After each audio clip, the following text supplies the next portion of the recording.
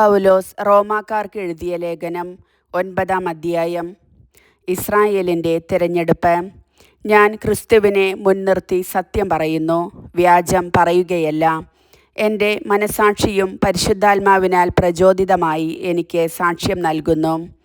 എനിക്ക് ദുഃഖവും ഹൃദയത്തിൽ അടങ്ങാത്ത വേദനയുമുണ്ട്. വംശമുറയനുസരിച്ചു തന്നെ എനിക്കുറ്റവരായ സഹോദരങ്ങൾക്ക് ഉപകരിക്കുമെങ്കിൽ ശപിക്കപ്പെട്ടവനും ക്രിസ്തുവിൽ നിന്ന് വിച്ഛേദിക്കപ്പെട്ടവനുമാകാൻ ഞാൻ ആഗ്രഹിക്കുന്നു. അവർ ഇസ്രായേൽ മക്കളാണ്. പുത്രസ്ഥാനവും മഹത്വവും ഉടമ്പടികളും നിയമത്തിൻ്റെ അവകാശവും ശുശ്രൂഷയും വാഗ്ദാനങ്ങളും അവരുടേതാണ്. പൂർവ്വപിതാക്കന്മാരും അവരുടേത്. ക്രിസ്തുവും വംശമുറയ്ക്ക് അവരിൽ നിന്നുള്ളവൻ തന്നെ. അവൻ സർവാധിപനായ ദൈവവും എന്നേക്കും വാഴ്ത്തപ്പെട്ടവനുമാണ്. ആമേൻ. ദൈവത്തിൻ്റെ വചനം ഒരിക്കലും പരാജയപ്പെട്ടിട്ടില്ല. എന്തെന്നാൽ ഇസ്രായേൽ വംശജരെല്ലാം ഇസ്രായേൽക്കാരല്ല, അബ്രാഹത്തിൻ്റെ സന്തതിയായതുകൊണ്ട് അവരെല്ലാം മക്കളായിരിക്കണമെന്നില്ല. ഇസഹാക്ക് വഴിയുള്ളവരായിരിക്കും നിന്റെ സന്തതികളായി അറിയപ്പെടുക. അതായത് വംശമുറയ്ക്കുള്ള മക്കളല്ല ദൈവത്തിൻ്റെ മക്കൾ. പ്രത്യുത വാഗ്ദാനപ്രകാരം ജനിച്ചവരാണ് യഥാർത്ഥ മക്കളായി കണക്കാക്കപ്പെടുന്നത്. വാഗ്ദാനം ഇതാണ്: ഒരു നിശ്ചിത സമയത്ത് ഞാൻ വരും, അന്ന് സാറായ്ക്ക് ഒരു മകൻ ഉണ്ടായിരിക്കും. മാത്രമല്ല, നമ്മുടെ പൂർവ്വപിതാവായ ഇസഹാക്ക് എന്ന ഒരേ ആളിൽ നിന്ന് റബേക്കായും കുട്ടികളെ ഗർഭം ധരിച്ചു. എന്നാൽ അവർ ജനിക്കുകയോ നന്മയോ തിന്മയോ ആയി എന്തെങ്കിലും പ്രവർത്തിക്കുകയോ ചെയ്യുന്നതിന് മുൻപ് തന്നെ അവൾക്ക് ഇപ്രകാരം അറിയിപ്പുണ്ടായി: ജ്യേഷ്ഠൻ അനുജൻ്റെ സേവകനായിരിക്കും. ദൈവത്തിൻ്റെ തിരഞ്ഞെടുപ്പിൻ്റെ ലക്ഷ്യം പ്രവർത്തികൾ മൂലമല്ല, അവിടുത്തെ വിളി മൂലം തുടർന്നു പോകേണ്ടതിനാണ് ഇത് സംഭവിച്ചത്. യാക്കോബിനെ ഞാൻ സ്നേഹിച്ചു, ഏസാവിനെയാകട്ടെ ഞാൻ വെറുത്തു എന്നാണല്ലോ എഴുതപ്പെട്ടിരിക്കുന്നത്. അപ്പോൾ നാം എന്തു പറയണം? ദൈവത്തിൻ്റെ ഭാഗത്ത് അനീതിയുണ്ടെന്നോ? ഒരിക്കലുമല്ല. എനിക്ക് ദയ തോന്നുന്നവരോട് ഞാൻ ദയ കാണിക്കും, എനിക്ക് അനുകമ്പ തോന്നുന്നവരോട് അനുകമ്പയും എന്ന് അവിടുന്ന് മോശയോട് അരുളി ചെയ്യുന്നു. അതുകൊണ്ട് മനുഷ്യൻ്റെ ആഗ്രഹമോ പ്രയത്നമോ അല്ല, ദൈവത്തിൻ്റെ ദയയാണ് എല്ലാറ്റിൻ്റെയും അടിസ്ഥാനം. വിശുദ്ധ ഗ്രന്ഥം ഫറവോയോട് പറയുന്നു: ഭൂമിയിലെങ്ങും എൻ്റെ നാമം ഉദ്ഘോഷിക്കപ്പെടുന്നതിനും എൻ്റെ ശക്തി നിന്നിൽ വെളിപ്പെടുത്തുന്നതിനും വേണ്ടിയാണ് നിന്നെ ഞാൻ ഉയർത്തിയത്.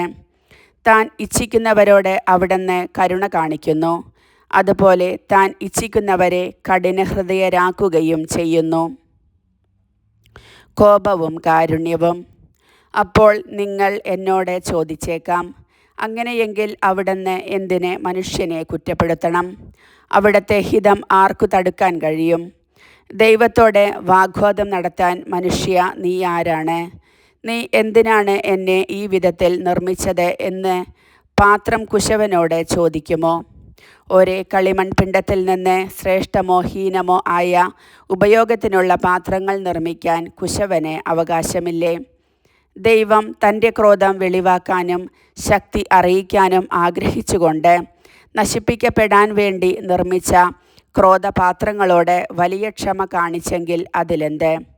അത് താൻ മഹത്വത്തിനായി മുൻകൂട്ടി തയ്യാറാക്കിയിരിക്കുന്ന കൃപാപാത്രങ്ങൾക്ക് വേണ്ടിയുള്ള തൻ്റെ മഹത്വത്തിൻ്റെ സമ്പത്ത് വെളിപ്പെടുത്താൻ വേണ്ടിയാണ്. യഹൂദരിൽ നിന്നു മാത്രമല്ല, വിജാതീയരിൽ നിന്ന് കൂടിയും വിളിക്കപ്പെട്ട നമ്മളും ആ പാത്രങ്ങളിൽ പെടുന്നു. അവിടുന്ന് ഹോസിയ വഴി അരുളി ചെയ്യുന്നത് പോലെ: എൻ്റെ ജനമല്ലാത്തവരെ എൻ്റെ ജനം എന്ന് ഞാൻ വിളിക്കും, പ്രിയപ്പെട്ടവളല്ലാത്തവളെ പ്രിയപ്പെട്ടവളെന്നും. നിങ്ങൾ എൻ്റെ ജനമല്ല എന്ന് അവരോട് പറയപ്പെട്ട അതേ സ്ഥലത്ത് വെച്ച് ജീവിക്കുന്ന ദൈവത്തിൻ്റെ മക്കൾ എന്ന് അവർ വിളിക്കപ്പെടും. ഇസ്രായേലിനെക്കുറിച്ച് യേശയ്യായും വിലപിക്കുന്നു: ഇസ്രായേൽ മക്കളുടെ സംഖ്യ കടലിലെ മണൽ പോലെയാണെന്നിരിക്കലും അവരിൽ ഒരു ചെറിയ ഭാഗം മാത്രമേ രക്ഷിക്കപ്പെടുകയുള്ളൂ. എന്തെന്നാൽ കർത്താവ് ഭൂമിയുടെ മേലുള്ള വിധി അന്തിമമായി ഉടൻ തന്നെ നിർവഹിക്കും. യേശയ്യ പ്രവചിച്ചിട്ടുള്ളതുപോലെ സൈന്യങ്ങളുടെ കർത്താവ് നമുക്ക് മക്കളെ അവശേഷിപ്പിച്ചില്ലായിരുന്നെങ്കിൽ നമ്മൾ സോദോം പോലെ ആയിത്തീരുമായിരുന്നു, ഗൊമോറായ്ക്ക് സദൃശ്യമാവുകയും ചെയ്യുമായിരുന്നു. വിജാതീയർ പ്രാപിച്ച നീതി. അപ്പോൾ നമ്മൾ എന്തു പറയണം? നീതിയെ അന്വേഷിച്ചു പോകാതിരുന്ന വിജാതീയർ നീതി, അതായത് വിശ്വാസത്താലുള്ള നീതി പ്രാപിച്ചു എന്നു തന്നെ. നിയമത്തിൽ അധിഷ്ഠിതമായ നീതി അന്വേഷിച്ചു പോയ ഇസ്രായേലാകട്ടെ ആ നിയമം നിറവേറ്റുന്നതിൽ വിജയിച്ചില്ല. എന്തുകൊണ്ട്?